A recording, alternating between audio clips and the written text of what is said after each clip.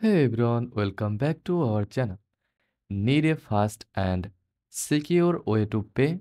Today, I am going to show you how to use Wells Fargo digital wallet. Let's set up your Wells Fargo digital wallet.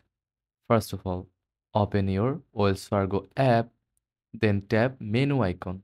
From menu icon, tap card settings, then digital wallet. Choose your Wells Fargo card and follow the prompts to verify. Now you are all set.